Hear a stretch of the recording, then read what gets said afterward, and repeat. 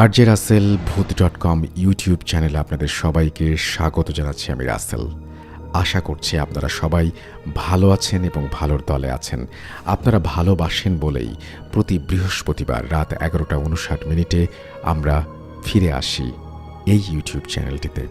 আমরা চাই আপনারা প্রতিনিয়ত জেনে যান কোন ঘটনাটি আজকে আমরা শোনাবো আপনাদেরকে, আর সেই জন্যই আমাদের এই চ্যানেলটি আপনারা সাবস্ক্রাইব করুন। আমাদের ঘটনাগুলি যদি আপনাদের ভালো লাগে তাহলে অবশ্যই লাইক দিন, কমেন্ট করুন এবং শেয়ার করুন। আর সেই সাথে সব সময় আপডেট পেতে আপনারা আমাদের ইউটিউব চ্যানেলটি সাবস্ক্রাইব করুন।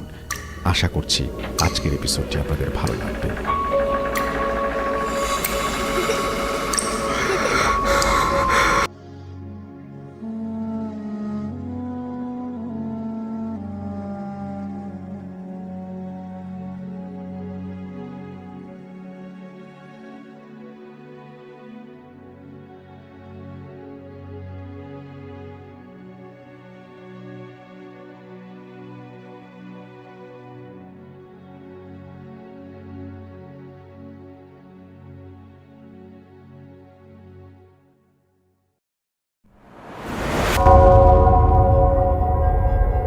Spirit, be here with me.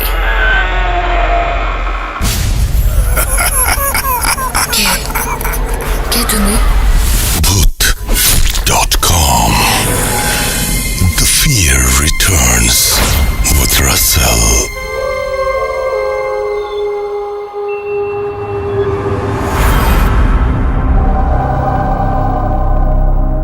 যেভাবে লেখা আছে আমি সেভাবেই পড়ছি।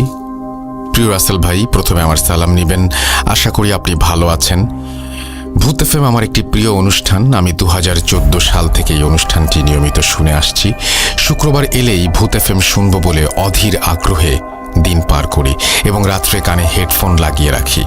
যাই হোক, অনেক দিন থেকেই একটি সত্য কাহিনী লিখব করে আর লেখা হয়নি। শত ব্যস্ততার মাঝে আজ লিখতে বসলাম।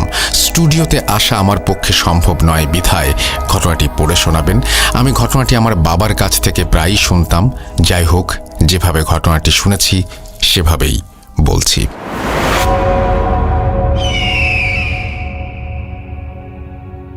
ঘটনাটি ঘটেছে টাঙ্গাইল জেলার কালীপুর নামক গ্রামে।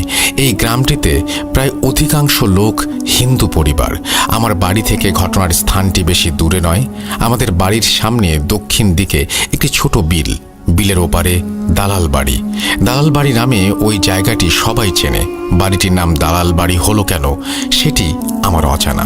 বাড়িটি এখনো পরিত্যক্ত অবস্থায় আছে। ঘটনাটি ঘটে আজ থেকে 35 থেকে 40 বছর আগে। 1947 সাল দেশভাগ হবার পর দালাল বাড়ির হিন্দু বসতিরা বাড়িটি তাদের এক আত্মীয়ের কাছে দায়িত্ব দিয়ে তারা ভারতে চলে যায়। ফলে বিশাল বাড়িটি জনশূন্য হয়ে যায়। বাড়িটির পূর্ব দিকে বিশাল বাঁধানো পুকুর, দক্ষিণ দিকে গাইজা বাড়ির খাল, পশ্চিম দিকে জঙ্গল এবং উত্তর দিকে ছোট বিল। এই বাড়ির এক পাশে নতুন বাড়ি করেন আজর আলী। আজর আলী খুব সাহসী লোক ছিল, তাই সে প্রতিদিন রাতের বেলা মাছ ধরতে সেই দালাল বাড়ির বিলে যেত। ছোট একটি ডিঙি নৌকা নিয়ে সে মাছ ধরত। প্রতিদিনের মতো সে রাতে খাবার শেষ করে বউকে বলে, কই গো, আমাকে একটি পান দাও। পান চিবোতে চিবোতে মাছের সরঞ্জাম ও ডিঙি নৌকা নিয়ে সেই দালাল বাড়ির বিলে তিনি আসেন। দিনটি ছিল শরৎকালের কোনো একদিন। আকাশে খণ্ড খণ্ড মেঘ, মাঝে মাঝে চাঁদ উকি দিচ্ছে। এমন অবস্থায় আরজ আলী বিলের মাঝখানে এসে বড়শি, জাল ইত্যাদি ফেলে নৌকাটি কোনো এক জায়গায় রেখে লগির সাথে নৌকা বেঁধে মাছের জন্য অপেক্ষা করতে থাকেন। কিছুক্ষণ পর আরজ আলীর তন্দ্রা আসলে সে নৌকার মধ্যে শুয়ে পড়ে এবং একসময় ঘুমিয়ে যায়। হঠাৎ আরজ আলী লক্ষ্য করে যে তার পিঠের নিচে ভেজা ভেজা লাগছে। তৎক্ষণাৎ সে উঠে বসে এবং নৌকার প্রায় অর্ধেক সে দেখে যে পানিতে ডুবে গেছে, ভর্তি হয়ে গেছে। সে নৌকার মাথার দিকে তাকিয়ে দেখে একটি সাদা কাপড়ে জড়ানো অবয়ব বসে আছে। তার হৃৎপিণ্ড যেন ভয়ে বন্ধ হয়ে যাওয়ার মতো অবস্থা হয়। এখন সে কি করবে কোনো কুল কিনারা না পেয়ে 2 হাত জড়ো করে কাঁদো কাঁদো কণ্ঠে বলে, তুমি যদি পুরুষ হও তাহলে তুমি আমার বাবা লাগো, তুমি যদি মেয়ে হও তাহলে তুমি আমার মা হও। এই কথা বলার পর সেই কণ্ঠটি বলে ওঠে, বড় মুশকিলে ফেলে দিবি। আজ তোর শেষ দিন।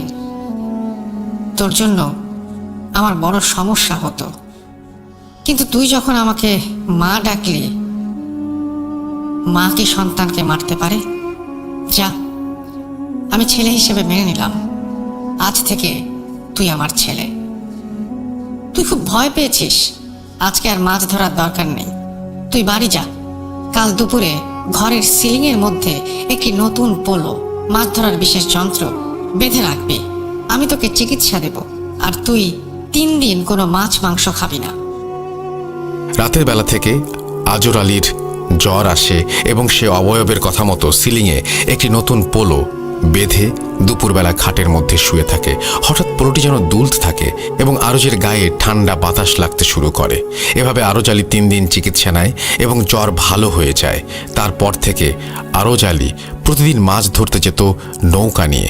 নৌকাটি বেঁধে যখন আরজ আলী বসত, ঠিক তখন অবয়বটি সেই দালাল বাড়ির একটি বিশাল গাছ থেকে বাতাসের ভর করে নৌকার মাথায় এসে বসত এবং দুজনে সারা রাত কথা বলতো, প্রচুর মাছ ধরত। এভাবে আরজ আলী তার মায়ের সাথে প্রতিদিন রাত্রে কথা বলতো। কিছুদিন পর হঠাৎ একদিন অবয়বটি রাত্রে আজর আলীর নৌকা এসে বসে।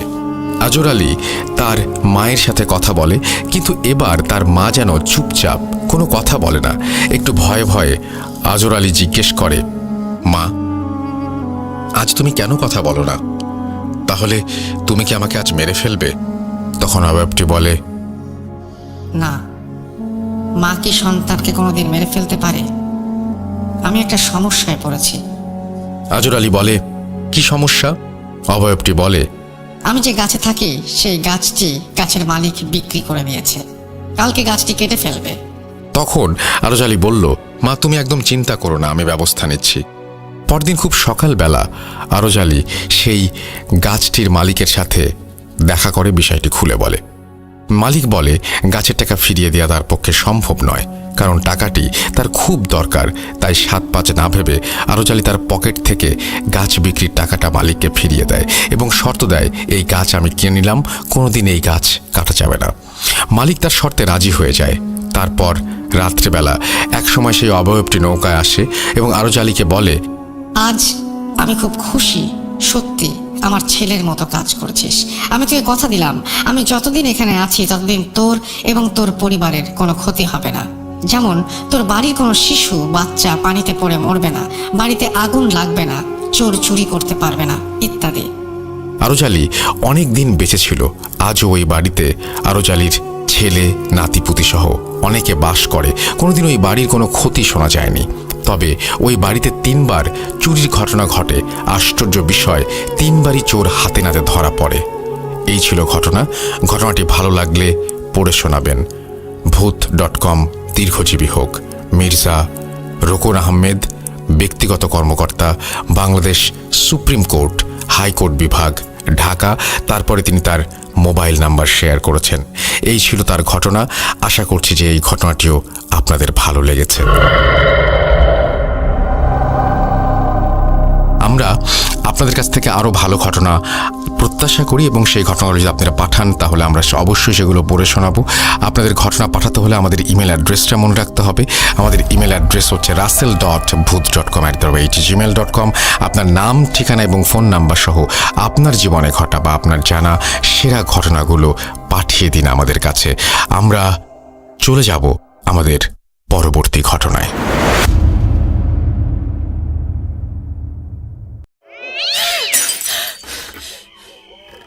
আজ আবার শুনতে পাচ্ছেন শব্দটা? ভয়ের আরেক নাম ভূত.com with Russell.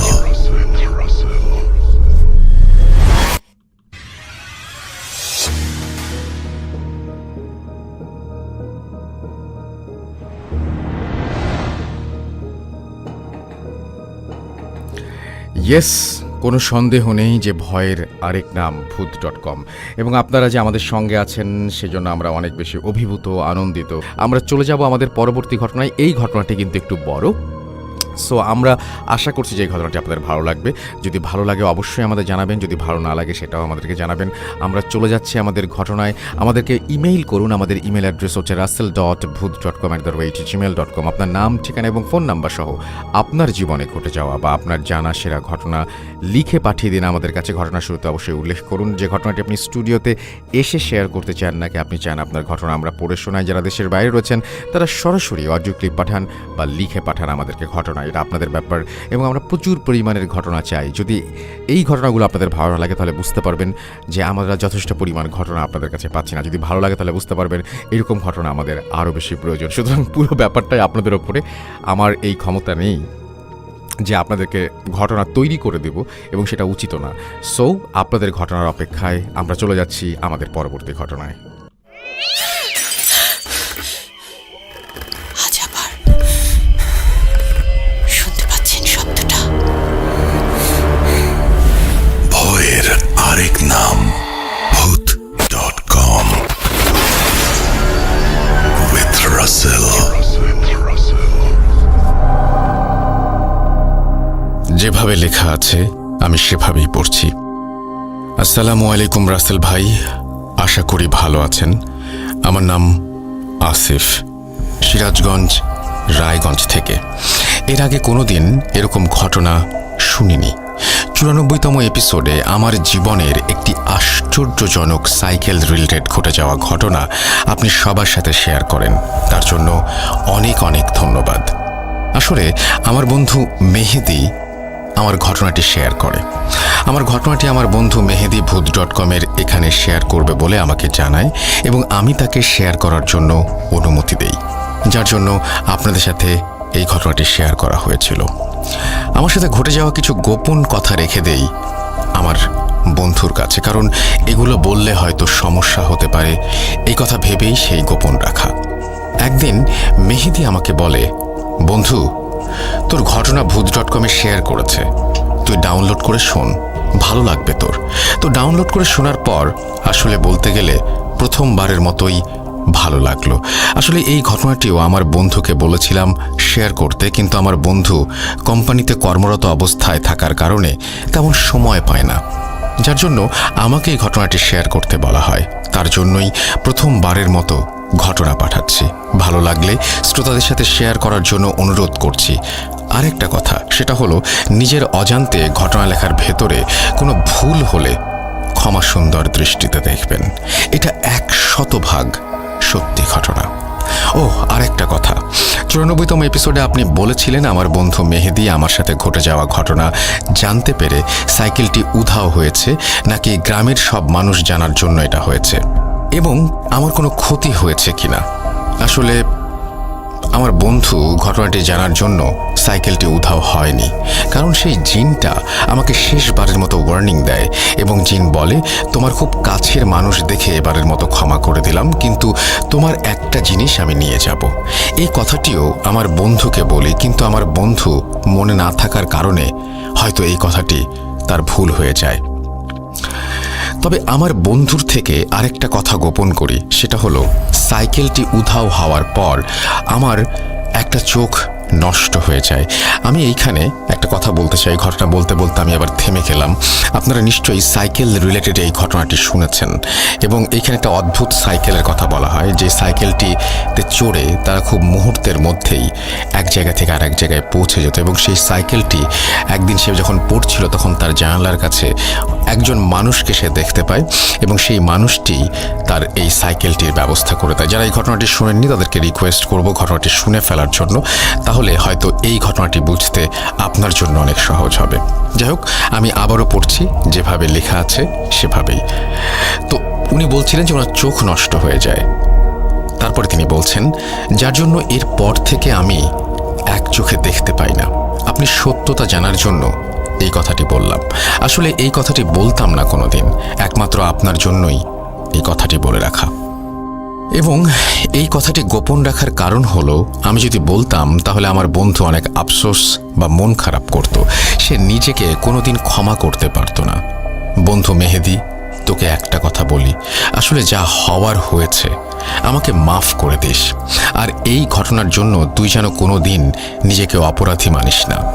যাই হোক, সাইকেলটি উধাও হয়ে যাওয়ার পর মেহেদিকে বললাম আমার বাসায় আসতে। মেহেদি আমার বাসায় আসার পর সাইকেলটি না দেখতে পেয়ে আমাকে বলে, বন্ধু, তোর ঘটনা আমি জানার জন্য সাইকেলটি উধাও হয়েছে কি, না অন্য কিছু? তখন মেহেদিকে বললাম, আরে না, তোর জন্য না, আসলে আমার মনে হয় গ্রামের সকল মানুষ জানার জন্য এমন হয়েছে, অথবা আমার ওপরে যে কালো জাদু করেছিল তার জন্য হয়েছে। আমার বন্ধু মেহেদি 94তম এপিসোডে আমার সম্পর্কে অনেক কিছু বলেছে, তাই বেশি কিছু বললাম না এখানে। তবে একটা কথা জেনে রাখুন, আমি মিথ্যা কম বলি। আর একটা কথা হলো, যারা মোবাইল বা টিভিতে নিষিদ্ধ কোনো কিছু দেখেন তাদের ওপরে এই কালো জাদু এফেক্ট করে বেশি। তো একটা কথা বলে রাখি, আমার ঘটনাটি যদি আপনি শেয়ার না করেন তাহলে 100% সত্য ঘটনাটি গোপনই থেকে যাবে। যাই হোক, অনেক কথা বললাম, এবার ঘটনায় যাওয়া যাক।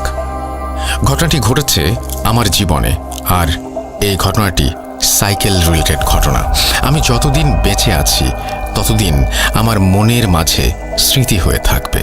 আসলে কালো জাদু অনেক আগে থেকেই চলে আসছে। যেমন একসময় একটি মহিলা আমাদের প্রিয় নবী হজরত মুহাম্মদ সাল্লাল্লাহু আলাইহি ওয়াসাল্লামকে কালো জাদু করেন চুল দিয়ে, আর সেই চুলে মন্ত্র পড়ে 11টা গিট দেয়া হয়, যার জন্য আমাদের প্রিয় নবী কখন কি করতেন বা কোথায় যেতেন সব ভুলে যেতেন।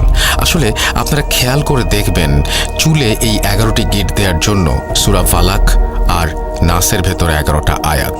যাই হোক, এই ঘটনাটি আমার সাথে ঘটে 2014 সালের মাঝামাঝি সময়ে, অর্থাৎ রাজু মারা যাওয়ার আগের ঘটনা এবং পরের ঘটনা। যাই হোক, জিনের সাথে পরিচয়, জিনের দেয়া সাইকেল, এসব কিছু আমার জীবনে এসে আমার জীবনটাকে অনেক পাল্টে দেয় এবং আমি ক্ষতিগ্রস্ত হয়ে যাই।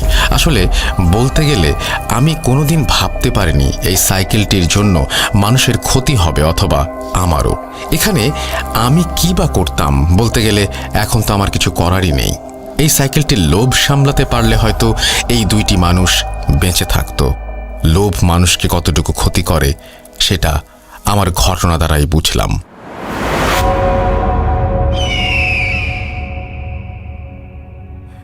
জিনের থেকে পাওয়া সেই সাইকেলটি পাওয়ার পর বেশ ভালোভাবেই দিন কেটে যাচ্ছিল। বলতে গেলে তখন থেকে আমাদের সংসারে অনেক উন্নতি হতে থাকে। সাইকেলটি পাওয়ার বছর কয়েক পর, অর্থাৎ 2014 সাল থেকে 2017 সালের মাঝামাঝি সময়ের দিকে আমাকে কালো জাদু করা হয়। যাই হোক, হঠাৎ কয়েক বছরের মধ্যে এরকম উন্নতি দেখে অথবা অন্য যে কোনো একটা কারণে আমাদের প্রতিবেশী জিহাদ কি যেন মনে করে আমাদের বাসায় এসে আমাদের ঘর পরিদর্শন করে যায়। বাসায় আমি না থাকাকালীন সময়ে সে আসে এবং জিহাদ আমার বাসায় আসার পর আমার মা আমাকে বলে, জিহাদ আমাদের বাসায় এসে তোমার ঘরে সরাসরি চলে যায় এবং একটা হাদিসের বই নিয়ে যায়। আমি তখন আমার মাকে বললাম, তুমি কেন অন্য মানুষকে আমার ঘরে আসতে দিলে? আমার মা জবাবে বলে, আমি তো তাকে মানা করেছি, কিন্তু জিহাদ বলে একটা হাদিসের বই নিতে এসেছে। আসলে হাদিসের বই নিতে আসার জন্য আমি আর তখন কোনো কিছু বলিনি। এমন সময় জিহাদ হাদিসের বইটি নিয়ে চলে যায়। মায়ের মুখে এই সব কথা শোনার পর আর মাথা না ঘামিয়ে আমি আমার মতন করে জীবন যাপন করতে থাকি। আসলে তখন যদি আমি একটু মাথা ঘামাতাম তাহলে সব কিছু ঠিক হয়ে যেত হয়তো। যাই হোক, এরকম একটা অবস্থায়, এরকম একটা পরিস্থিতিতে বেশ ভালোই দিন কেটে যাচ্ছিল। একদিন একটা মসজিদ থেকে আমাকে ভালো বেতনের অফার দেয়া হয়, অর্থাৎ সেই মসজিদে ইমামতি এবং বাচ্চাদের কোরআন তেলাওয়াত শিক্ষা দিতে হবে। তখন আমি আর ফেরাতে পারিনি। আমি আগে যেখানে কোরআন তেলাওয়াত শিক্ষা দিতাম সেখানে বিকালে এবং এখানে সকালে পড়াবো, এরকম একটা শিডিউল করে ফেলি। রাজি হওয়ার আরেকটা কারণ হলো, যদি আমি দুই জায়গায় কোরআন তেলাওয়াত শিক্ষা দেই তাহলে আমাদের পরিবার আরও ভালোভাবে চলবে। এইসব চিন্তাভাবনা করেই আমি ইমামতি করতে আগ্রহ প্রকাশ করি। এর 2 দিন পর থেকে আমি সেই মসজিদে ইমামতি করতে থাকি। বলে রাখা ভালো, আসলে সেই মসজিদে ইমামতি করার জন্য আমাকে আনুমানিক 1.5 থেকে 2 কিলোমিটার রাস্তা হেঁটে অথবা সাইকেলে যেতে হতো। বেশ কিছুদিন ভালোভাবেই আমার বাবার নড়বড়ে একটা সাইকেল নিয়ে অনেক কষ্ট করে ইমামতি করা এবং মক্তব অর্থাৎ কোরআন তেলাওয়াত শিক্ষা দেওয়ার কাজ চালিয়ে যেতে থাকি। 13 দিনের মতো কোনো রকমের সমস্যা ছাড়াই ফজরের আজান দেওয়ার কিছু মিনিট আগে বাড়ি থেকে বেরিয়ে যেতাম এবং ইমামতি করতাম। ঘটনাটি ঘটে 13 দিন পর, অর্থাৎ 14 দিনের রাত থেকে। প্রতিনিয়ত যেভাবে যেতাম তেমনভাবেই সেই রাতে আমার কাছে থাকা ছোট্ট একটা টর্চের আলোয় আমার বাবার সাইকেল চালিয়ে যাচ্ছিলাম। এমন সময় মসজিদে যাওয়ার পথে অস্বাভাবিক কিছু খেয়াল করি। তার আগে কিছু কথা বলে রাখা ভালো, সেটা হলো আমার বাসা থেকে মসজিদে যাওয়ার জন্য একটা বড় বটগাছ, একটা কবরস্থান এবং ভৌতিক ব্রিজ পার হতে হয়। ভৌতিক ব্রিজ বলার কারণ হলো এই ব্রিজ নিয়ে অনেক ইতিহাস আছে যেটা অনেক মানুষ জানে। অন্য একদিন এই ব্রিজ নিয়ে ঘটে যাওয়া ঘটনা শেয়ার করব ইনশাল্লাহ।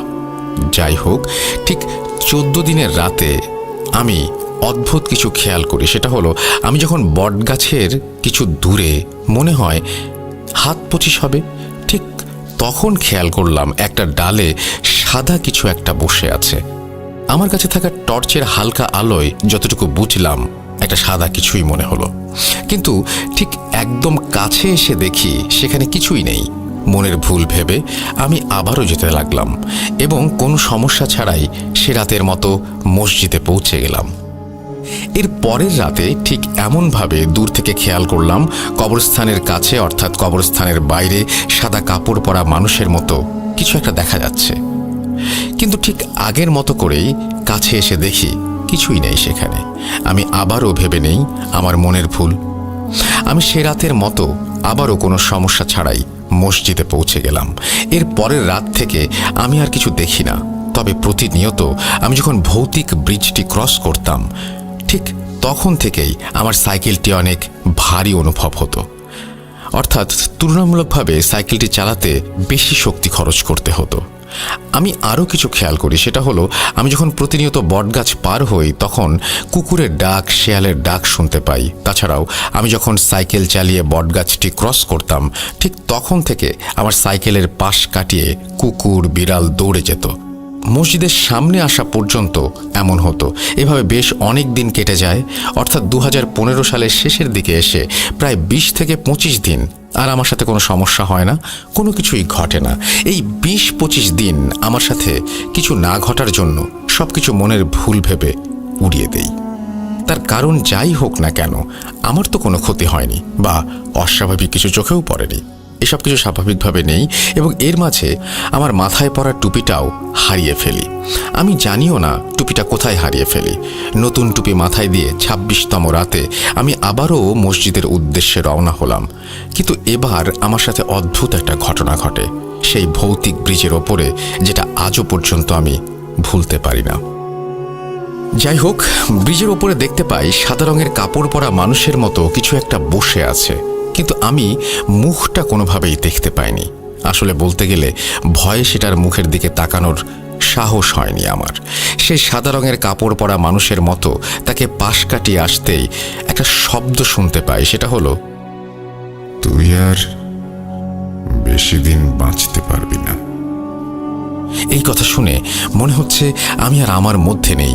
এই কথা শোনার পর পেছনে যে তাকাবো তার আর সাহস করিনি, কারণ মুরব্বীদের কাছ থেকে শোনা, মুরব্বীরা বলতেন যে ব্যক্তি অদ্ভুত কিছু দেখবে অথবা অদ্ভুত কিছু অবলোকন করবে তার দিকে তাকানো বা তার দিকে এগিয়ে গেলে অনেক বড় সমস্যার সম্মুখীন হতে পারে, যার জন্য আর সাহস হয়নি আমার। যাই হোক, এই কথা শুনে তো রীতিমতো ভয় পেয়ে গেলাম আমি সেদিন। সেই অদ্ভুত কিছু দেখার পর এবং তাকে পাশ কাটিয়ে আসার পর আমার কেমন যেন মনে হচ্ছে সাইকেল আর চলছে না। তো সাইকেলটি চালাতে এতটাই ভারী অনুভব করছিলাম, মনে হচ্ছে অনেক ভারী একটা কিছু টেনে নিয়ে যাচ্ছি। আসলে সাইকেলটি যেভাবে যাওয়ার কথা সেভাবে আর যাচ্ছে না। অবাক করা ব্যাপার হলো আমি কিন্তু ঠিক মতোই চালাচ্ছিলাম, কিন্তু আসলে ভয়ে আমার শরীর চলছে না নাকি সাইকেলটি ভারী হয়ে গেছে সেটা তখন বুঝতে পারিনি। এরপর অনেক কষ্ট করে মসজিদে আসলাম। এই ঘটনাটির জন্য আমি টানা 2 দিন জ্বরে আক্রান্ত ছিলাম। সুস্থ হবার পর আমি আর আমার বাবার সাইকেলটি নিয়ে মসজিদে যাওয়ার সাহস পাইনি। দিন 20 হবে হয়তো। এই 20 দিন আমি জিনের দেয়া সাইকেলটি নিয়ে যেতে থাকলাম। জিনের দেয়া সাইকেলটি নিয়ে যাওয়ার কারণ হলো, প্রতিনিয়ত যেমন আগের মতো জিন আমার কোরআন তেলাওয়াত শুনতে আসে, ঠিক আমি অসুস্থ হওয়ার সময়টাও জিন আমার কোরআন তেলাওয়াত শুনতে আসে। কিন্তু আমি তখন জিনকে বলি, আমি আজকে কোরআন তেলাওয়াত করতে পারবো না, তুমি আজকের মতো চলে যাও। তখন জিনটি চলে যাওয়ার আগে একটা কথা আমাকে বলে যায়। কথাটি হলো, তোমার সামনে অনেক বিপদ, সাবধানে থেকো। যাই হোক, 20 দিন রাতে দেখা যেত আমি আধা মিনিট বা 1 মিনিটের মধ্যে মসজিদে পৌঁছে যেতাম। এই 20 দিন রাতে আমার সাথে আর তেমন কিছু ঘটেনি। এই 20 দিন আমি ভালোভাবেই বাজারে যাওয়া, চুল কাটা সহ যাবতীয় কার্যক্রম চালিয়ে যেতে থাকি। কিন্তু এই 20 দিন রাত হওয়ার আগেই বাসায় ফিরে আসতাম। 20 দিন পর জিনের দেয়া সাইকেলটি নিয়ে আমার আর যাওয়া হয়নি। আর সেই রাত থেকেই শুরু হয় আমার সাথে ঘটে যাওয়া কিছু ভয়ঙ্কর ঘটনা। 20 দিন পর সাইকেলটি না নেওয়ার কারণটা হলো, এই 20টা দিন রাতে ফজরের নামাজ আদায় করতে আসা বিভিন্ন মানুষ বিভিন্ন ধরনের প্রশ্ন করে আমাকে। প্রশ্নগুলো ছিল এমন, কি ব্যাপার হুজুর, আপনি এরকম অদ্ভুত সাইকেল কোথায় পেলেন, কবে কিনলেন, কোথায় কিনলেন, আরও অনেক কিছু। এরকম কথাগুলো আমি কোনো রকমে এড়িয়ে আসতে থাকি। এই 20 দিনে আমাকে প্রতিনিয়ত অনেক প্রশ্নের সম্মুখীন হতে হয়। এ সকল প্রশ্নের মুখোমুখি না হওয়ার জন্য 20 দিন পর আমি সাইকেলটি নিয়ে যাইনি। আসলে সেটাই ছিল আমার সবথেকে বড় ভুল। 21তম রাতে আমি আবারও আমার বাবার নড়বড়ে সাইকেলটি নিয়ে ফজরের আজান দেওয়ার আগে মসজিদের উদ্দেশ্যে রওনা হলাম। কিন্তু এইবার এই ঘটনাটির সম্মুখীন হওয়ার জন্য আমি একেবারেই প্রস্তুত ছিলাম না। আসলে এমন ভয়ানক দৃশ্য আমার মনে হয় কেউ দেখতে চাইবে না। যাই হোক, আমি রাস্তা দিয়ে প্রতিনিয়ত যেভাবে যেতাম তেমনভাবে যাচ্ছিলাম। পথিমধ্যে সেই ভয়ানক ব্রিজের ওপরে আসতে আমি দেখতে পেলাম ঠিক ব্রিজের মাঝখানে একটা খাটিয়া রাখা। এটা দেখার পর আমার সারা শরীর কেঁপে উঠেছে, এমন কাঁপুনি উঠল, আসলে বলতে গেলে তখন আমার শরীরের শক্তি একেবারে আমি হারিয়ে ফেলেছিলাম। ভয়ে ভয়ে খাটিয়াটির কাছে আসতেই দেখতে পাই খাটিয়ায় আমার লাশ। আশা করি এই দৃশ্যটা কোনো মানুষ দেখতে চাইবে না। তো খাটিয়ায় নিজের লাশ দেখতে পেয়ে এসব কিছু সহ্য করতে না পেরে মনে হয় আমি সেখানেই জ্ঞান হারিয়ে ফেলি। এরপর আমার জ্ঞান ফিরে আসে সকাল 8টার দিকে। জ্ঞান ফিরতে দেখি আমার চারপাশে মানুষ। আমি তখন বলতে লাগলাম, আমি এখানে কেমন করে আসলাম? জবাবে একটা মানুষ বলেন, আমি আর আরিফ যখন ফজরের নামাজ আদায় করে এই পথে আসছিলাম তখন আমরা দেখতে পাই তুমি ব্রিজের ওপরে অজ্ঞান অবস্থায় পড়ে আছো। তখন এটা দেখার পর আমি আর আরিফ মিলে তোমাকে এখানে নিয়ে আসি। তোমার কি হয়েছিল? তুমি ব্রিজের ওপরে অজ্ঞান অবস্থায় পড়েছিলে কেন? এই কথা শোনার পর তাদের কিছু না বলে সেই ব্যক্তিটিকে বললাম, চাচা, আমাকে একটু বাসায় পৌঁছে দেন। এই কথাটি বলার কারণ হলো, আমার জ্ঞান ফিরে আসার পর আমার শরীরে চলার মতো শক্তি একেবারেই ছিল না। তো এরপর আমি আমার বাসায় ফিরে আসি। বাসায় ফিরে আসার পর থেকেই আমার শরীরে প্রচণ্ড রকমের জ্বর। দীর্ঘ 8 দিন থেকে 10 দিন পর্যন্ত এই জ্বর আমার শরীরে থাকে। এই 8 থেকে 10 দিন আমি অনেক রকমের ওষুধ খেতে থাকি, কিন্তু কিছুতেই জ্বর না কমাতে স্থানীয় এক হুজুরের কাছ থেকে পানি পড়া এবং ঝাড়ফুঁক নিয়ে ধীরে ধীরে সুস্থ হতে থাকি। এই কয়দিন আমি আর কোরআন তেলাওয়াত করতে পারিনি। এভাবে আমার সাথে প্রতিনিয়ত অনেক রকমের অদ্ভুত ঘটনা ঘটতে থাকে। সুস্থ হওয়ার পর আমি যখন অন্যের জমিতে কাজ করতে যাই, সেখানে আমার ডান পা কেটে যায় কাজ করতে করতেই। এরপর সেখান থেকে একটা কাপড়ের টুকরো কেটে যাওয়া স্থানে বেঁধে বাসায় এসে চিকিৎসা গ্রহণ করি। সেই কাপড়ের টুকরোটা উঠোনের মাঝেই ফেলে দেই। এভাবে বেশ কিছুদিন যাওয়ার পর, অর্থাৎ 2016 সালের সেপ্টেম্বরের শেষের দিকে আমি আবারও বড় ধরনের একটা ধাক্কা খাই। সেটা হলো, আমি প্রতি রাতে যেমন কোরআন তেলাওয়াত করি, ঠিক সেই রাতেও জিন তেলাওয়াত শুনে আবার চলে যায় এবং বলে যায়, সামনে অনেক বিপদ, তুমি একটা ভালো হুজুরের কাছে যাও। তো এরপর তেলাওয়াত শেষে আমি ঘুমিয়ে পড়ি। আমার ঘুমের মাঝেই আমার ঘুমটা ভেঙে যায় এবং আমি তখন কয়টা বাজে বলতে পারবো না। আমার ঘুম ভেঙে যাওয়ার পর আমি রুমে স্পষ্ট দেখতে পাই ধন্যার সাথে আমার ঝুলন্ত লাশ। ধন্যা বলতে টিনের বাসায় ওপরে বাঁশ বা লম্বা কাঠ দিয়ে রাখা হয়। আপনারা হয়তো অনেকে এটাকে চেনেন, এটার নামও জানেন। আসলে আমাদের গ্রামের ভাষা, তাই এটাই ব্যবহার করলাম। যাই হোক, এরপর এই দৃশ্য দেখতে পেয়ে আমি এতটাই ভয় পেয়েছিলাম কি বলবো। এই দৃশ্যটা দেখার পর থেকে আমি চিৎকার করে বলে উঠি, মা, আমাকে বাঁচাও, আমাকে মেরে ফেলবে। এই কথা বলার পর আমি সেন্স হারিয়ে ফেলি। সেন্স ফিরে আসার পর আমি দেখতে পাই আমার রুমে আমার মা বাবা বসে আছে। আমার মা বাবাকে বলি, তোমরা আমার রুমে আসলে কেমন করে? আমার রুমের দরজা তো ভেতর থেকে লাগানো ছিল। জবাবে আমার বাবা বলে, তোমার চিৎকার শুনে তোমার রুমের কাছে এসে অনেক ডাকাডাকি করার পর কোনো সারা শব্দ না পেয়ে দরজা ভেঙে ভিতরে এসে দেখি তুমি মেঝেতে অজ্ঞান হয়ে পড়ে আছো। কি হয়েছে? তুমি রাতে অমন করে চিৎকার করছিলে কেন? আমি বাবাকে বলি, একটা বাজে স্বপ্ন দেখে ভয়ে চিৎকার করছিলাম বাবা। এই কথাটা বলি কারণ আমি ভেবেছিলাম আমি আসলেই বাজে কোনো স্বপ্ন দেখেছি। যাই হোক, বিভিন্ন কাজের পর দিন গড়িয়ে রাত আসে। আমি ঠিক আগের মতো করেই এবারও কোরআন তেলাওয়াত করতে থাকি এবং তখন জিনটি কোরআন তেলাওয়াত শেষে বলে যায়, তোমার সামনে খুব বিপদ, তোমার উপরে কালো জাদু করেছে, তুমি একটা ভালো কোনো হুজুরের কাছে যাও। এই কথা বলে জিন চলে যায়। এই কথা জিনের থেকে শোনার পর ভাবতে থাকি, আসলে কে আমাকে কালো জাদু করেছে, কেন করেছে, কিসের জন্য করেছে, কি ক্ষতি করেছি তার? এইসব কথা ভাবতে ভাবতে আমি ঘুমিয়ে পড়ি। এই রাতটা কোনো রকমের খারাপ কিছু না দেখে ভালোভাবেই কেটে যায়। রাত গড়িয়ে সকাল হওয়ার পর সকালের খাবার খেয়ে আমার সাথে কি হয়েছে সবকিছু আমার মা বাবাকে বলি। এই কথা মা বাবা শোনার পর আগের সেই হুজুরের শরণাপন্ন হলাম। তো হুজুরের সাথে দেখা করে সবকিছু বলার পর হুজুর বলে, আসলে এই ব্যাপারে আমি তোমাকে কোনোভাবে সাহায্য করতে পারবো না, তুমি অন্য হুজুরের কাছ থেকে সাহায্য নাও। এর 2-1 দিন পর সিরাজগঞ্জের মাসুমপুরে এক হুজুরের কথা জানতে পেরে তার সাথে দেখা করতে চাই। হুজুরের সাথে দেখা করার পর হুজুর আমাকে বলেন, আমাকে 5টা মিনিট সময় দিন, আমি দেখছি কি হয়েছে আপনার। তারপর 5 মিনিট চলে যায়। হুজুর আসে এবং বলে, আপনাকে জঘন্যভাবে কালো জাদু করা হয়েছে। তখন হুজুরকে বললাম, এর থেকে পরিত্রাণ পাওয়া যাবে সেই উপায়টা একটু বলে দিন না। হুজুর জবাবে বলেন, দেখুন, আপনাকে সুস্থ করার মতো কোনো সামর্থ্য আমার নেই। আপনারা অন্য কোনো বড় হুজুরের কাছে যে যত দ্রুত সম্ভব সাহায্য নিন। আশাহত হয়ে সেখান থেকে আমরা বাসায় চলে আসি এবং নানা ধরনের হুজুরের শরণাপন্ন হয়েও সবাই একই কথা বলে ফিরিয়ে দেয়। এর মধ্যে আমার প্রতিনিয়ত কাজগুলো চালিয়ে যেতে থাকি এবং আমার সাথে অদ্ভুত সব ঘটনা ঘটতেই থাকে। বেশ কিছুদিন যাবার পর রাতে কোরআন তেলাওয়াত করার সময় জিন তেলাওয়াত শেষে একটা হুজুরের কথা বলে যায়। সেই হুজুরের সাথে দেখা করতে বলেন জিনটা। জিন বলে, অমুক জায়গায়, অর্থাৎ বরিশালের এক জায়গায় নাম বলে, কিন্তু এখন আমার সঠিক মনে নেই। তো সেখানে গিয়ে কালকেই দেখা করতে বলে হুজুরের সাথে। হুজুরের নামটি ছিল মোজাম্মেল। তো হুজুরের সাথে দেখা করার পর হুজুর আমাকে দেখেই বলে, তোমাকে তো বাজে ধরনের কালো জাদু করা হয়েছে। এই কথা হুজুরের কাছে শোনার পর আমার মাথা কাজ করছিল না। আমি বুঝতে পারছিলাম না কি করব। এরকম জঘন্য কাজ কে করলো? যাই হোক, এরপর হুজুরকে বললাম, যেমন করেই হোক আমাকে ভালো করুন। হুজুর বললেন, আমাকে 7টা দিন সময় দাও, আমি 7 দিন পর তোমাদের বাসায় যাব। এরপর হুজুরকে আমার বাসার ঠিকানা এবং মোবাইল নাম্বার দিয়ে সেখান থেকে বাসায় ফিরে আসি। এই 7 দিন আমি আরও অনেক ভয়ের মুখোমুখি হয়েছি।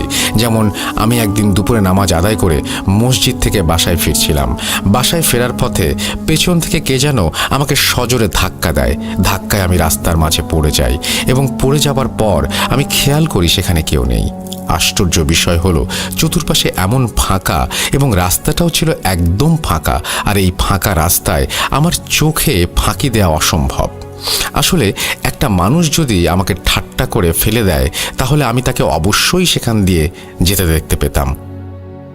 আমি তখন ভাবতে থাকি, ধরলাম একটা মানুষই আমার সাথে এমন করেছে, সেই মানুষটি তো 3-4 সেকেন্ডের মধ্যে উধাও হয়ে যেতে পারবে না।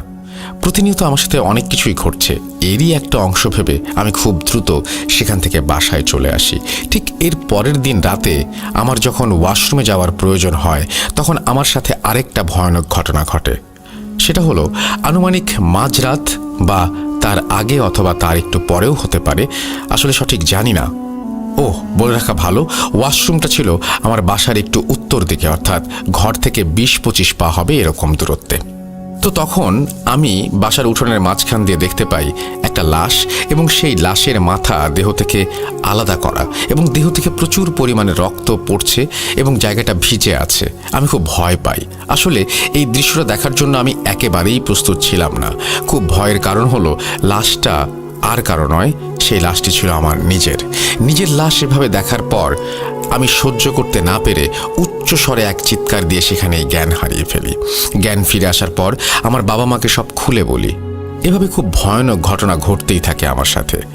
7 দিন কাটানোর পর হুজুর আমার বাসায় ঠিক মাগরিবের আজানের সময় এসে উপস্থিত হন। হুজুর বাসায় ফিরে আমাদের সবাইকে একটা রুমে নিয়ে যান এবং হুজুর বলেন কে এই কাজটি করেছে এবং কেন করেছে সেটা মাগরিবের নামাজ আদায় করে তিনি বলবেন। নামাজ আদায় করার পর হুজুর সবাইকে এক রুমে নিয়ে বলতে থাকেন। হুজুর তখন একটা ছেলের নাম বলে। আমি তখনও বিশ্বাস করতে পারিনি এবং আজ পর্যন্ত বিশ্বাস করতে পারি না এই ছেলে এই কাজ করেছে। তো এরপর হুজুর আমাদের বলেন এই কাজটি জিহাদ নামের একটি ছেলে করেছে। আসলে তোমার ওপরে অনেক রাগ এবং একটা লোভের বশবর্তী হয়েই এমন কাজ করেছে। হুজুরের কাছ থেকে এটা শোনার পর আমি ভেবে অবাক হই যে জিহাদ আমার উপরে কালো জাদু কেন করবে? আমি তো তার কোনো ক্ষতি করিনি বা তার পরিবারেরও কোনো ক্ষতি করিনি। আমি খুব ভেঙে পড়ি। আপনারা ভাবছেন ঘটনাটি এখানেই শেষ, কিন্তু এখনও অনেক রহস্যময়তা লুকিয়ে আছে এই ঘটনায়। সুতরাং প্রিয় লিসনার্স, দয়া করে আরেকটু অপেক্ষা করুন এবং শুনতে থাকুন। আর এই সকল ভয়ানক ঘটনা ঘটে আসিফ মারা যাওয়ার পর থেকেই। আসিফ মারা যাওয়ার 30 থেকে 35 দিন আমার সাথে খুব ভয়ানক ঘটনা ঘটে যায়। এরপর হুজুরের কাছে আমি জানতে চাই কেন আমার সাথে জিহাদ এরকম করেছে। হুজুর বলছেন 2014 সালে জিহাদ গ্রামের একটা মেয়েকে পছন্দ করত এবং ভালোবাসত। একদিন যখন ঈশার নামাজ পড়ে মসজিদ থেকে বাসায় ফিরছিল, তখন তুমি ফেরার পথে রাতের বেলায় তাদের একসাথে দেখতে পাও। এরপর তুমি জিহাদের পরিবার ও মেয়ের পরিবার অর্থাৎ মনিকার পরিবারকে জানাও। তাদের পরিবারকে জানানোর পর থেকে তোমার ওপরে ক্ষিপ্ত হয়ে তোমার ওপর কালো জাদু করেছে। তখন আমি হুজুরকে বললাম, হুজুর, আমি তো সঠিক কাজটাই করেছি, কারণ এদের কেউ দেখলে এদের পরিবারের মান সম্মান সব যেত।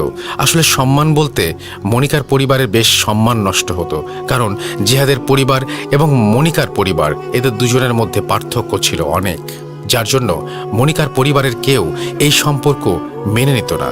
7 দিনের ভেতরে মনিকাকে বিয়ে দিয়ে দেয় তারা অন্য জায়গায়। এরপর হুজুর বলেন, তুমি যখন তাদের পরিবারকে জানাও, তার কয়েকদিন পর মনিকার বড় ভাই জিহাদকে অনেক মারধর করে। এরপর মনিকার অন্য জায়গায় বিয়ে হওয়াতে তোমার উপরে তার অনেক ঘৃণা এবং রাগের জন্ম হয়, যার জন্য সে ক্ষিপ্ত হয়ে তোমার উপরে কালো জাদু করেছে। কিন্তু তুমি অনেক ধার্মিক বলে তেমন কোনো ক্ষতি করতে পারেনি। তুমি যখন ফজরের আগে নামাজ পড়াতে মসজিদে যেতে, তখন তুমি যেগুলো দেখতে আসলে সেগুলো ছিল কালো জাদুর অংশ। আর 2 নম্বর কারণ হলো রাজু আর জিহাদ খুব ঘনিষ্ঠ বন্ধু। রাজু সাইকেলটির কথা জানতে পেরে জিহাদকে কথায় কথায় ভুলক্রমে সব বলে দেয়, কিন্তু জিহাদ রাজুকে কোনো কিছু বুঝতে না দিয়ে হেসে উড়িয়ে দেয়। তার কারণ জিহাদ এই সাইকেলটির কথা আগে থেকেই জানতো, আর এই কথাটি জানতে পেরেই সে তোমাকে সর্বপ্রথম কালো জাদু করে। এই অদ্ভুত সাইকেলটির কথা তোমার উপরে কালো জাদু করার মাধ্যমে সে জানতে পারে। আসলে জিহাদ অনেক আগে থেকেই কালো জাদু চর্চা করত এবং তোমার কালো জাদুতে শক্তি কম এবং তুমি ধার্মিক হওয়ায় তোমার উপরে তেমন কোনো ক্ষতি করা সম্ভব হয়নি। তখন সে একটা বড় সুযোগের অপেক্ষায় থাকে। এরপর জিহাদ ভেবে পাচ্ছিল না সেই বড় সুযোগটা সে কিভাবে নেবে। নিজের প্রতিশোধ এবং সাইকেলটা নেবে বলে সে ঠিক করে, এবং শেষ পর্যন্ত জিহাদ একটা পর্যায়ে একটা কালো জাদুকর পণ্ডিতের থেকে আরও ভালোভাবে কালো জাদু শিখে তোমার উপরে 3টা খারাপ জিন চালান দেয়। অর্থাৎ রাজু মারা যাওয়ার 1 সপ্তাহখানেক পর থেকে তোমার রক্ত, তোমার চুল, তোমার পরনের কাপড়ের টুকরো, তোমার মাথার টুপির 1 টুকরো পায়। তখন কিছু ব্যবহার করা হয় এই কালো জাদুতে। যখন এসব কিছু নিয়ে কালো জাদু করা হয়, তখন থেকে জাদু আরও বেশি শক্তিশালী হয়। তখন আমি হুজুরকে বললাম, আমার রক্ত কেমন করে পেল এবং এই সব কিছু কেমন করে পেল? তাছাড়া আমার রক্ত তো জিহাদের পাওয়ার কোনো কারণ নেই। হুজুর বলেন, আসলে কালো জাদু করার জন্য কিছু জিনিস নিয়ে সেগুলো কালো জাদুতে প্রয়োগ করতে হয়। যেমন তোমার পরনের একটা কাপড় প্রথমে কেটে নিয়ে যায়, এরপর জিহাদের কাজ ছিল প্রতিনিয়ত তোমাকে ফলো করা। একদিন তোমাকে ফলো করার সময় জিহাদ খেয়াল করে তোমার মাথার টুপি পড়ে গেছে। এরপর টুপিটা সে কুড়িয়ে নেয়। তুমি যখন মাঠে কাজ করতে যাও তখন তোমার পা কেটে যায়। বাসায় এসে সেই রক্ত মাখা কাপড়ের টুকরো ফেলে দাও, তখন জিহাদ সেই টুকরোটাও কুড়িয়ে নিয়ে যায়। তুমি যখন বাজারে চুল কাটাতে গিয়েছিলে তখন জিহাদ সেখান থেকে তোমার চুল সংগ্রহ করে এবং শেষ ধাপে সংগৃহীত করা তোমার সবকিছু সম্পূর্ণ একটা কালো বিড়ালকে মন্ত্র পড়ে জোর করে খাইয়ে দেয়া হয়। তারপর সেই বিড়ালটিকে জীবিত অবস্থায় একটা বাক্সে ভরে তোমাদের বাসার সামনের ওইখানে অর্থাৎ বাসার এক কোণায় পুঁতে রাখা হয়। এটি ছিল শেষ ধাপ। এরকম কালোজাদু করার জন্য তুমি বিভিন্ন সময়ে বিভিন্ন ভয়ের সম্মুখীন হও। তোমার শরীর এত শুকিয়ে গেছে তার কারণ বিড়ালটি কিছু না খেতে পেরে শুকিয়ে যাচ্ছে, সাথে সাথে তোমার শরীরের অবস্থারও অবনতি হচ্ছে। আর কিছুদিন পর হয়তো বিড়ালটি মারা যেত এবং বিড়ালটি মারা যাওয়ার সাথে সাথে তুমিও মারা যেতে। তোমার কপাল ভালো, আমার সাথে দেখা হয়েছে। এখন দেখা যাক আল্লাহ ভরসা তোমাকে সুস্থ করতে পারি কিনা। এরপর হুজুর আমার বাবাকে বলেন আরও কিছু প্রয়োজনীয় জিনিস লাগবে। সেগুলো হলো আপনাদের বাসার উঠোনের এক মুঠো মাটি, আপনার ছেলের এক ফোঁটা রক্ত, চুল, মাথার টুপির একটা টুকরো এবং তার পরনের কাপড়ের এক টুকরো এনে দিন। এরপর হুজুর তার কাজের প্রক্রিয়া অনুযায়ী সেই বাক্সটি উদ্ধার করে এবং হুজুরের চাওয়া জিনিসগুলো একটি গ্লাসের পানিতে মিশ্রিত করে খাইয়ে দেওয়া হয় সাথে সাথে। এবং এরপরই বিড়ালটি গড়গড় করে বমি করে এবং ভেতর থেকে সব কিছু বের করে দেয়। হুজুর ওই সব নষ্ট করে ফেলে। এরপর হুজুর বলেন আলহামদুলিল্লাহ, আশা করি আর কোনো সমস্যা হবে না। এরপর হুজুর চলে যাওয়ার আগে আমাদের বাসার চারপাশে তাবিজ পুঁতে দিয়ে যান এবং আমার হাতে একটা তাবিজ বেঁধে দেন। হুজুর বলেন এরপর থেকে আর কোনো সমস্যা হবে না। এটা আমার জীবনের সবচেয়ে স্মরণীয় এবং দুঃখজনক ঘটনা। যাই হোক, আমি সম্পূর্ণ সুস্থ হবার পর জিনটি আমার স্বপ্নে এসে বলে আমার দেয়া সাইকেলটি এবং তার সাথে তোমার একটি অঙ্গ নিয়ে আমি চলে গেলাম। এই বাজে স্বপ্ন দেখে আমার ঘুম ভেঙে যায় এবং আমি কোনো কিছু না ভেবেই আবার ঘুমিয়ে পড়ি। কিন্তু বিষয়টা হলো তার পরের দিন সকালে ঘুম থেকে উঠে দেখি সাইকেলটির সাথে সাথে আমার একটা চোখের জ্যোতিও আমি হারিয়ে ফেলেছি। তো সেই দিন সকালে এমন ঘটনা হওয়ার কারণে মেহেদিকে আমার বাসায় আসতে বলি। মেহেদিকে বলি সাইকেল উধাও হয়েছে এবং চোখে যে আলো হারিয়ে ফেলি এই কথাটি তখন থেকে আমার বন্ধুদের কাছে গোপন রাখি। যাই হোক, আমি সম্পূর্ণ সুস্থ হওয়ার কিছুদিন পর আমি শুনতে পাই জিহাদকে খুঁজে পাওয়া যাচ্ছে না। বেশ কিছুদিন পরে জিহাদকে খুঁজে পাওয়া যায় এবং খুঁজে পাওয়ার পর থেকেই রাজু যেমন পাগলামি করত জিহাদও করত।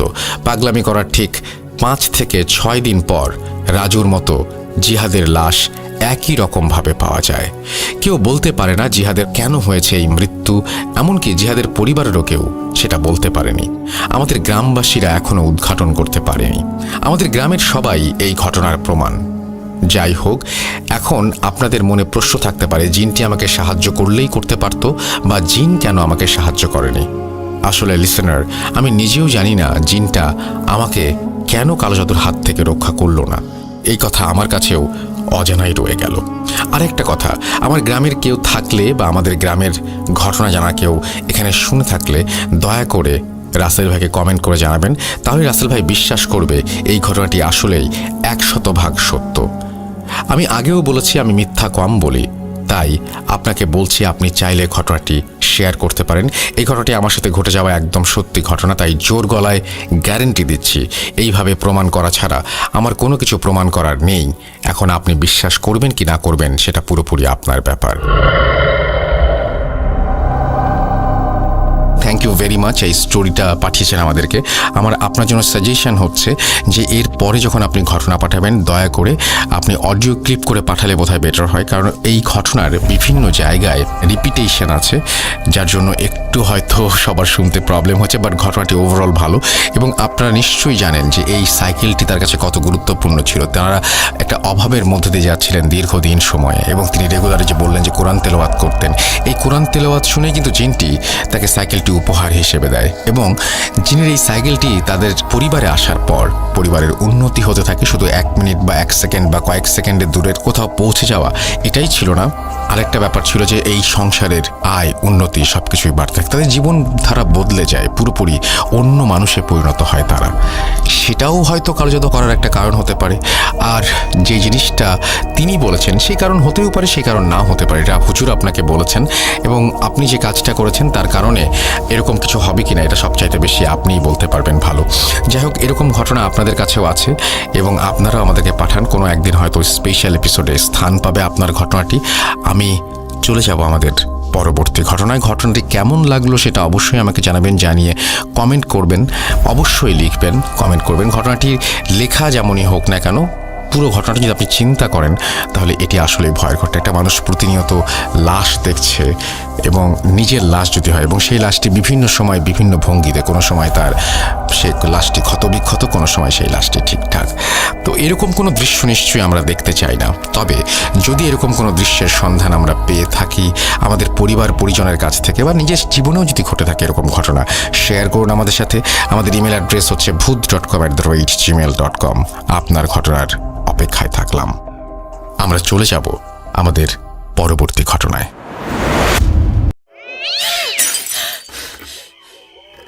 আজ আবার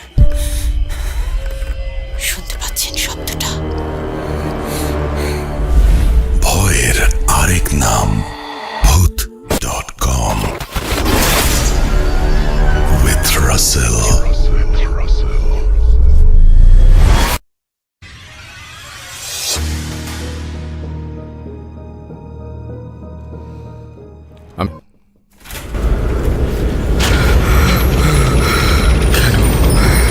কেন তুমি আসো? আমি শুধু তোমার সাথেই থাকতে চাই। তুমি চলে যাও, চলে যাও, প্লিজ চলে যাও। Bhoot.com with Russell. যেভাবে লেখা আছে আমি সেভাবেই পড়ছি। আসসালামু আলাইকুম রাসেল ভাই, আশা করি ভালো আছেন। আমি আগেও দুটো ঘটনা শেয়ার করেছিলাম, সেগুলো সিলেক্ট হয়নি। আশা করি এবারের ঘটনাটি সিলেক্ট করবেন। ঘটনাটি আমার নানার সাথে ঘটেছিল 1997-98 সালের দিকে ময়মনসিংহের সদর থানার কোনো একটা গ্রামে। আমার নানা ছিলেন একজন শিক্ষক, তবুও শিক্ষকতার পাশাপাশি কৃষিকাজ, গরু পালন, মাঝে মাঝে শখের বশে মাছ ধরা এসবও করতেন। তিনি আরেকটা কাজও করতে পারতেন, সেটা হলো গ্রামে কোনো গাছে মৌচাক অর্থাৎ মৌমাছির বাসা বাঁধলে সেখান থেকে মধু আহরণ করতেন। আজকের ঘটনাটি মধু আহরণ সংক্রান্ত।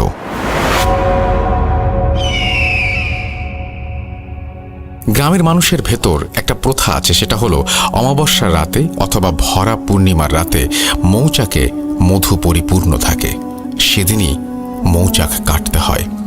সেদিন এক সন্ধ্যায় নানার এক বন্ধু আসে মৌচাকের খবর নিয়ে এবং বলে আজ রাতেই সেটা ভাঙতে হবে, না হলে হয়তো অন্য কেউ ভেঙে ফেলবে। তাই তারা দুজনে মিলে মৌচাক ভাঙার জন্য মশাল, কাঁচি, মধু রাখার পাত্র এবং অন্যান্য জিনিস নিয়ে তৈরি হয়ে থাকে এবং অপেক্ষা করে গভীর রাত হওয়ার জন্য।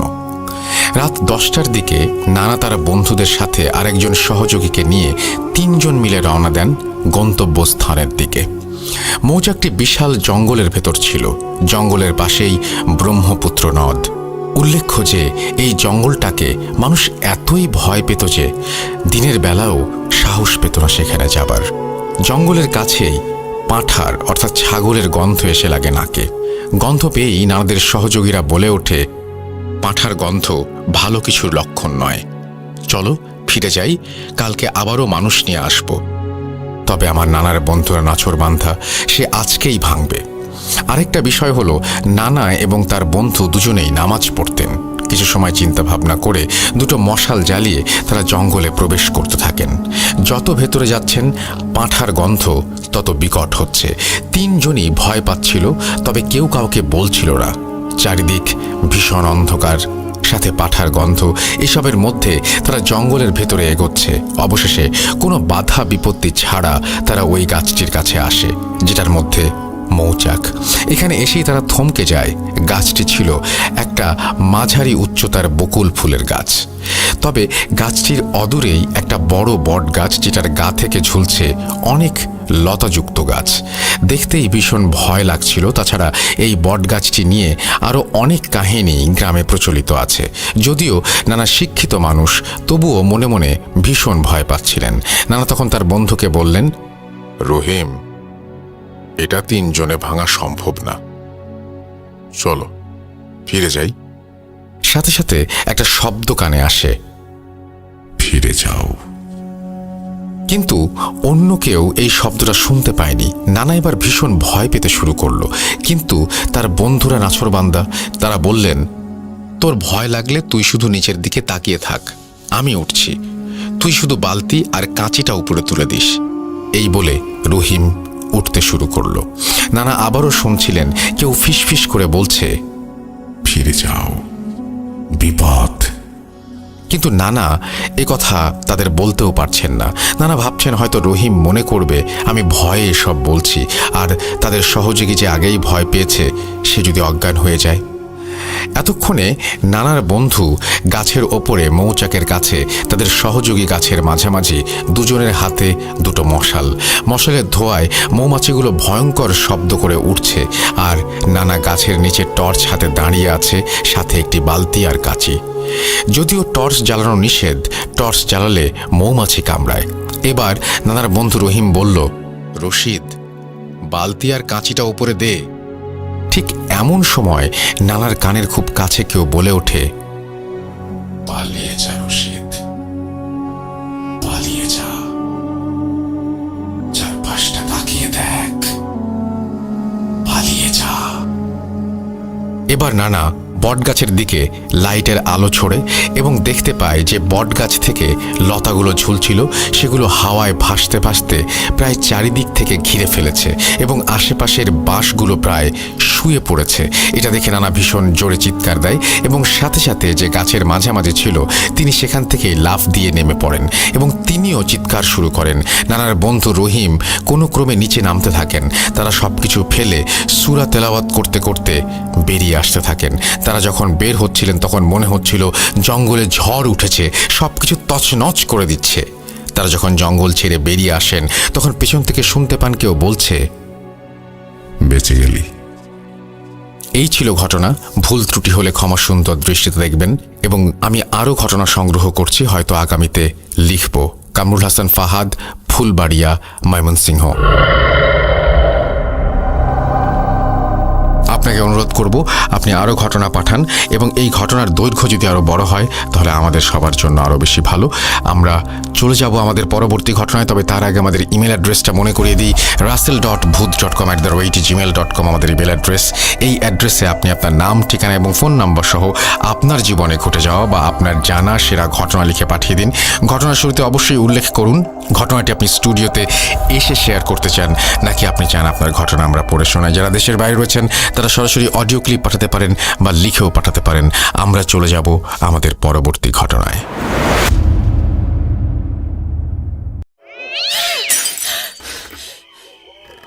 আজ আবার শুনতে পাচ্ছেন শব্দটা? ভয়ের আরেক নাম bhuth.com with Russell.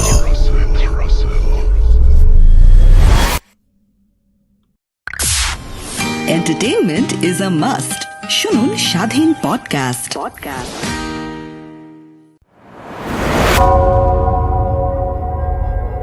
Spirit, be here with me.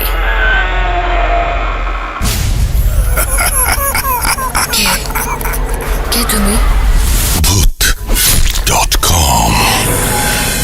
The fear returns with Russell.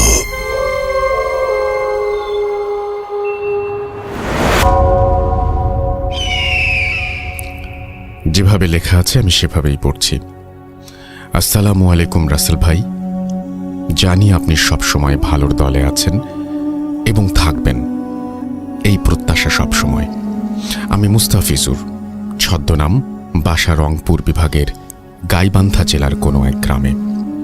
গত 31তম এপিসোডে আমার বাবাকে হারানোর এক মর্মান্তিক ব্ল্যাক ম্যাজিকের ঘটনা শেয়ার করা হয়।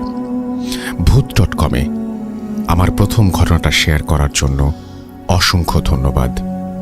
আমি বর্তমানে দেশের বাইরে থাকায় স্টুডিওতে আসা সম্ভব না, তাই ঘটনাটা পড়ে শোনানোর অনুরোধ রইল। বেশি কথা না বলে এবার ঘটনায় যাওয়া যাক। আজ যে ঘটনাটা শেয়ার করব সেটা মাছ ধরা নিয়ে একটি শরীর হিম করা ঘটনা। প্রথমেই কিছু না বললেই নয়, যে বিলটিকে কেন্দ্র করে আজকের এই ঘটনা, সেই বিলটি আমাদের গ্রাম থেকে খুব বেশি দূরে হলে 2 কিলোমিটারের পথ। এই বিলটিকে নিয়ে অসংখ্য ঘটনা আমার জানা আছে, সময় পেলে লিখে পাঠাবো। এখন যে ঘটনাটা বলবো সেটা আমার সঙ্গে ঘটে যাওয়া আজ থেকে 4-5 বছর আগের ঘটনা। তখন আমি ক্লাস 10-এ পড়ি। সময়টি ছিল বর্ষাকাল। বর্ষাকালে গ্রামের খাল বিল সব পানিতে ভরপুর হয়ে যায়। যে বিলটিকে কেন্দ্র করে আজকের এই ঘটনা, সেই বিলটির নাম চান্দামারির বিল। বর্ষাকালে আমাদের গ্রামে মাছ ধরার অনেক ধুম পড়ে যায়। ছোট থেকে বড় সাইজের যে কোনো ধরনের মাছ ধরতে কেউ দিনে বা কেউ রাতে সেখানে যায়। আমরা 4 জন ফ্রেন্ড ছিলাম। আমরা রাতে মাছ ধরতে অনেক বেশি পছন্দ করতাম এবং মাছও অনেক বেশি পাওয়া যেত।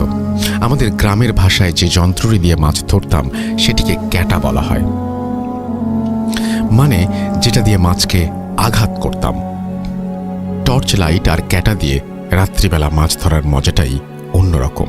যাদের মাছ ধরার নেশা আছে শুধু তারাই বোঝে বিলটি ছিল অনেক বড়, প্রায় 4-5 কিলোমিটার ধরে একটা বিল। রাতের বেলা সেই বিলে অনেক লোকই যেত মাছ ধরার জন্য। যেই দিনের ঘটনা ঘটে যায় সেদিন ছিল অনেক বৃষ্টি। সেদিন সন্ধ্যা 7টার সময় বৃষ্টি একটু কম হয়।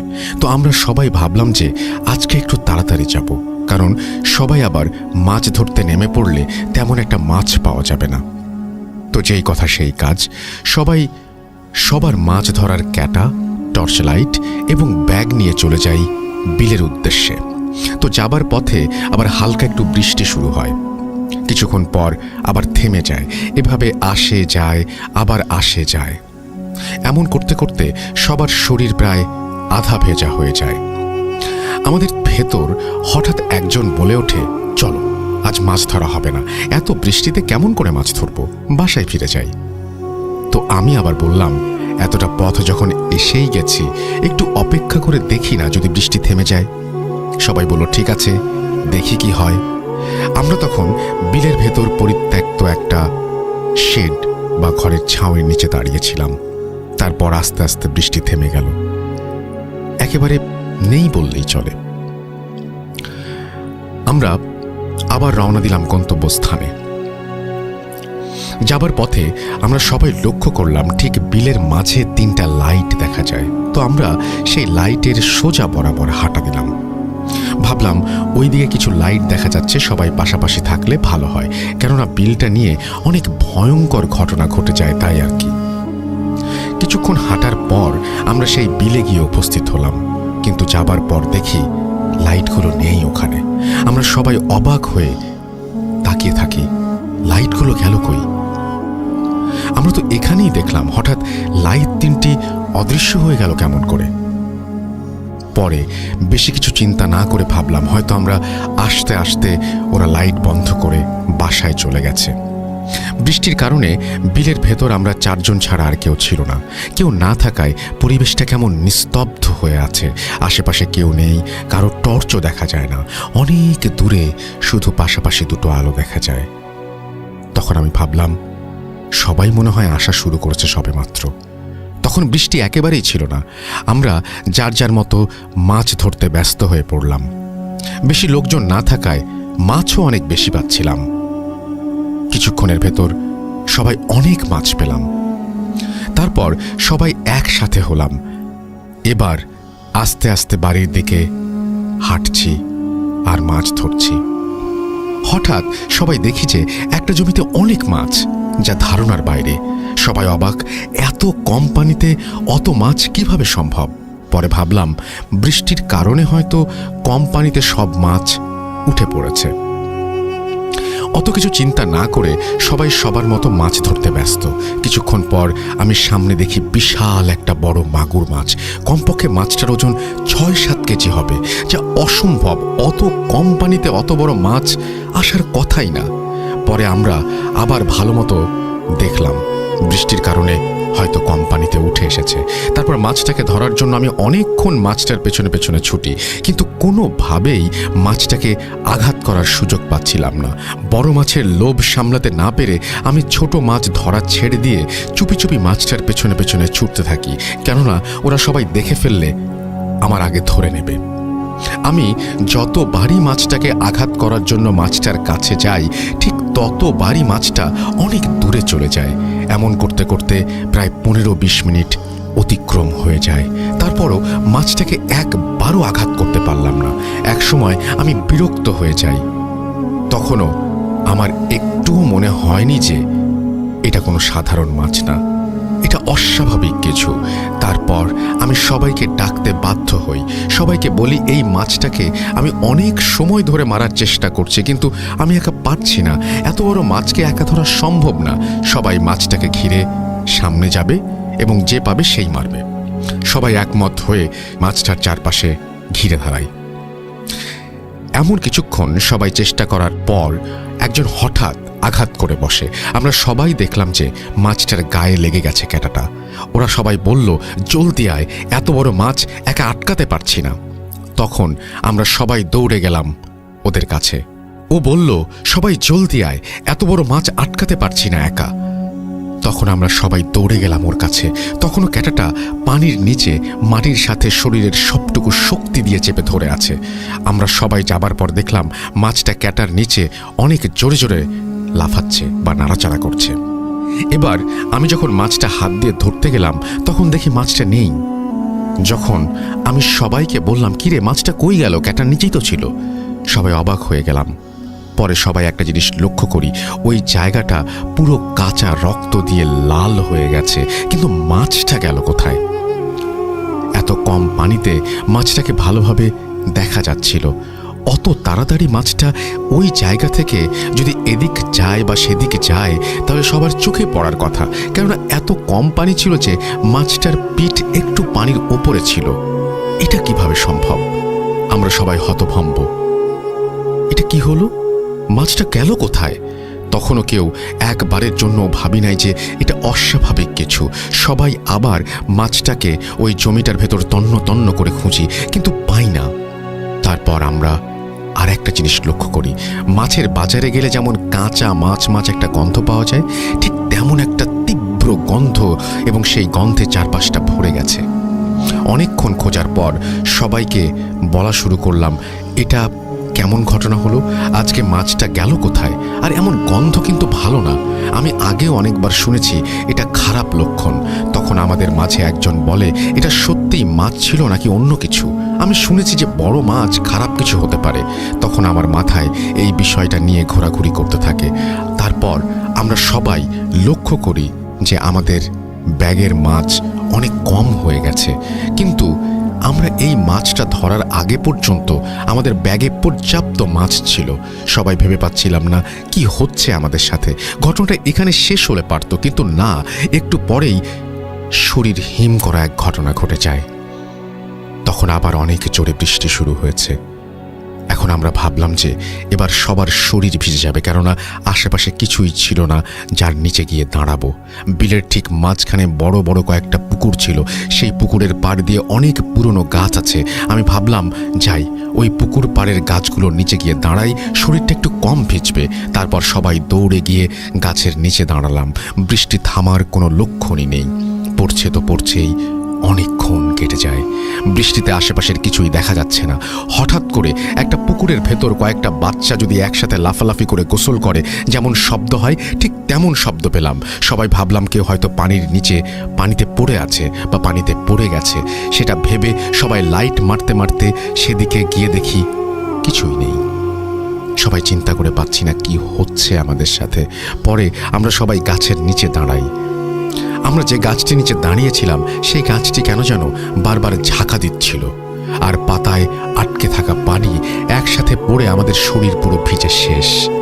আর এতক্ষণ বৃষ্টির পানির নিচে দাঁড়িয়ে ঠান্ডায় সবাই কাঁপছি। এত বড় গাছ এমনভাবে বাঁকা হয়ে যাচ্ছে কেন, বা কে ঝাঁকা দিচ্ছে, এটা খুব অস্বাভাবিক লাগলো। কেননা গাছগুলো ছিল কদম গাছ আর অনেক মোটা। এদিকে বৃষ্টি আর একদিকে আজব আজব সব ঘটনা ঘটছে আমাদের সাথে। ঠান্ডা আর ভয়ে আমাদের মুখ থেকে কোনো আওয়াজ বের হচ্ছিল না। সবাই কেমন যেন থমকে গেছি। পাশের দিকে ঝোপের ভেতর থেকে মানুষ ঘুমিয়ে নাক ডাকলে যেমন আওয়াজ হয়, ঠিক তেমনি আওয়াজ পাচ্ছিলাম সবাই। এত বড় ফাঁকা বিলের ভেতর শুধু আমরা 4 জন, আর এত বৃষ্টি। তখন আমাদেরকে যে কতটা অসহায় মনে হচ্ছিল সেটা বলে বোঝানো যাবে না। এমন করতে করতে বৃষ্টি একটু কমে যায়। তখন আমি এখানে একটুও থাকা যাবে না বলে বাসায় চলে যাওয়া শুরু করি। শরীর তো ভিজেই গেছে, আর চিন্তা করে লাভ কি। তখন সবাই বাসার দিকে যাওয়া শুরু করলাম। সবার আগে আমি, আর বাকিরা আমার পেছনে পেছনে। হঠাৎ যে ফ্রেন্ডটা মাছটাকে আঘাত করেছিল সে বলে উঠল, আমার পেছনে পেছনে কে যেন হাঁটছে, এমন অনুভব করছি আমি। সবাই বললাম, তোর মনের ভুল হতে পারে, বৃষ্টির শব্দে এমনটা শুনতে পারছিস, পা চালিয়ে যা। আবার একটু থেমে যাই, আবার একটু যাবার পর আবার বলে, এবার সত্যি আমি দেখছি আমার পেছনে কালো একটা অবয়ব ছিল। আমি তাকানোর সাথে সাথে অদৃশ্য হয়ে গেল। আমরা ওর কথায় কান না দিয়ে ওকে বলি, তুই সবার সামনে সামনে চল। পরে ওকে সামনে নিয়ে সবাই দূরত্বে হাঁটা শুরু করি। সবাই সবার মতো দূরত্ব রেখে হাঁটছি। হাঁটতে হাঁটতে একসময় ও পেছনে পড়ে যায়। হঠাৎ আমি লক্ষ্য করি আমরা 3 জনই শুধু হাঁটছি, ওই ফ্রেন্ডটা সামনেও নেই পেছনেও না। সবাই অবাক হয়ে উঠি, চমকে যাই, আর সবাই ওর নাম ধরে ডাকতে থাকি। ওর কোনো সাড়া না পেয়ে আমরা দৌড়ে পেছনে চলে যাই। একটু পেছনে যাবার পর যেটা দেখি সেটা হঠাৎ দেখলে কেউ মেনে নিতে পারবে না। দেখি যে ওর ঘাড়টা মাথা থেকে পুরোটাই কাদা মাটির নিচে, পা দুটি ওপরের দিকে। ওর হাতে লাইটটা জ্বালানো ছিল, তা দেখে আমরা খুব দ্রুত খুঁজে পাই ওকে। যদি আর 10 বা 15 সেকেন্ড দেরি হতো তাহলে ওকে আর বাঁচানো সম্ভব হতো না। তাড়াতাড়ি সবাই ওকে টেনে ওপরে তুলি। ওর অবস্থা তখন খুব খারাপ, দাঁড়ানোর শক্তি নেই, শুধু কেমন যেন নিঃশ্বাস নিচ্ছে, কাদা দিয়ে সারা শরীর ভেজা।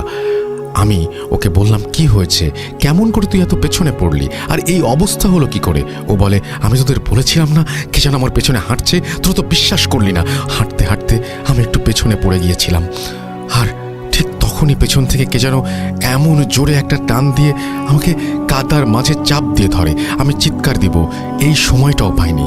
শুধু একটা জিনিস লক্ষ্য করছি, ওই অবয়বটার পুরো শরীর কালো লোম দিয়ে ভরা ছিল। এই কথাগুলো বলতে বলতে ও অজ্ঞান হয়ে যায়।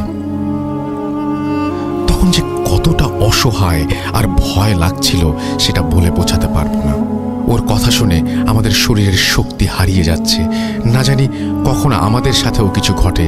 সবাই আল্লাহর নাম নিয়ে হাতের ক্যাটা, টর্চ লাইট, ব্যাগ একজনের হাতে দিয়ে আমি আর আরেকজন অনেক কষ্ট করে ওকে ঘাড়ে ওঠাই।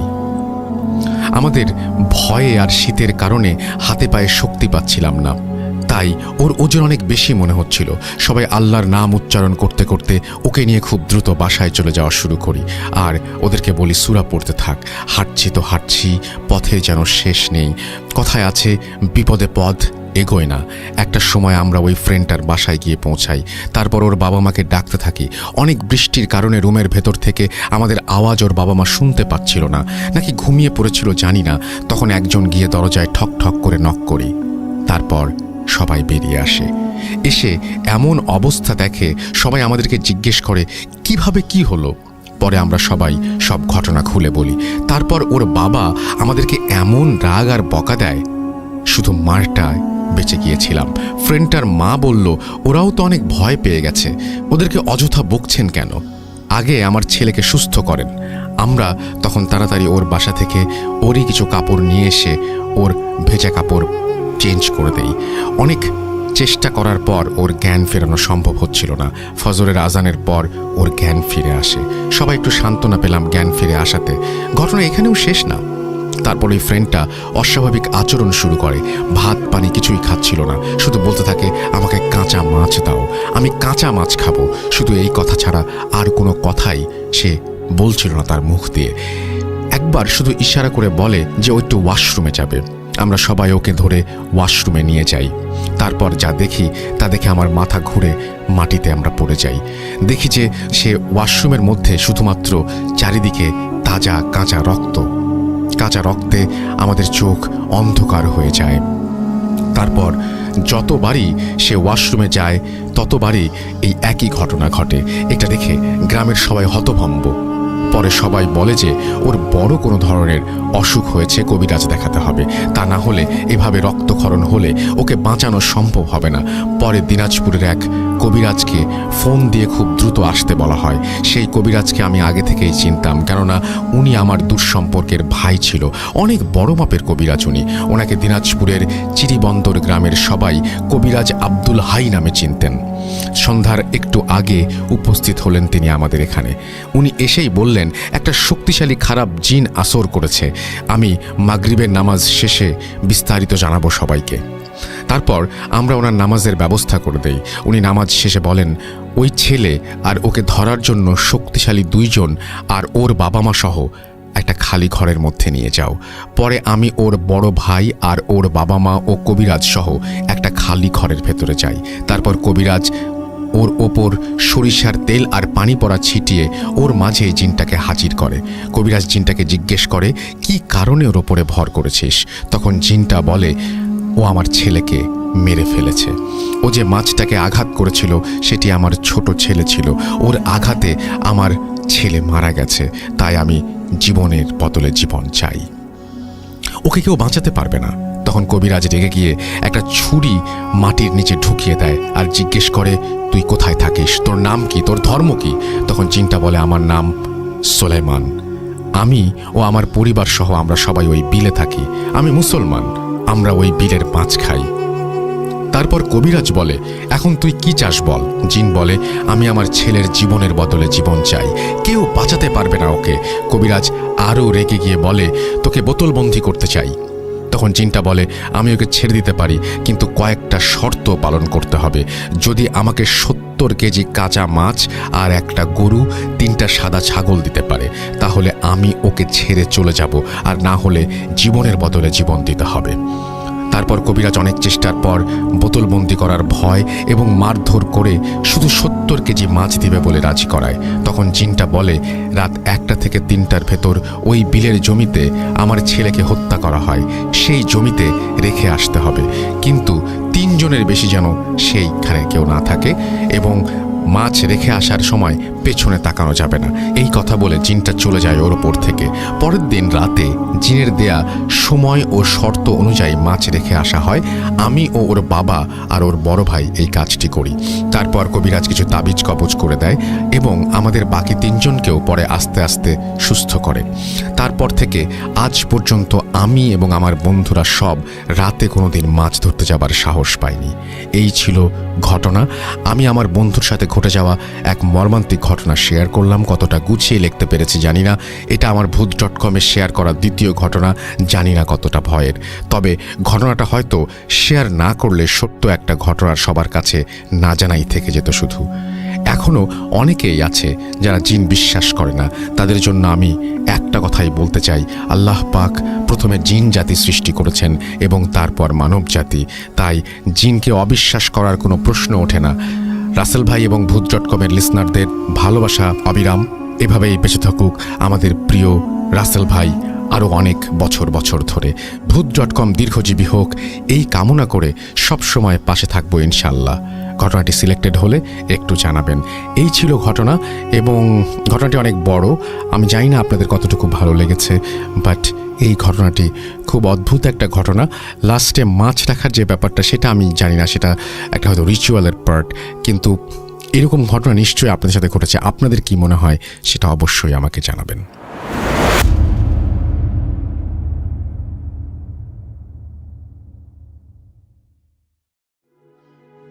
আপনাদের সবাইকে অনেক অনেক ধন্যবাদ এতক্ষণ পর্যন্ত আমাদের সাথে থাকার জন্য। অনেক অনেক শুভকামনা রইল। সব সময় এই ইউটিউব চ্যানেলটি সম্পর্কে আপডেট পেতে আমাদের ইউটিউব চ্যানেলটিকে সাবস্ক্রাইব করুন। আশা করছি আমরা একসাথে অনেকটা পথ হাঁটব।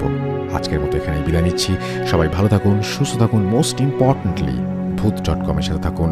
আল্লাহ হাফেজ।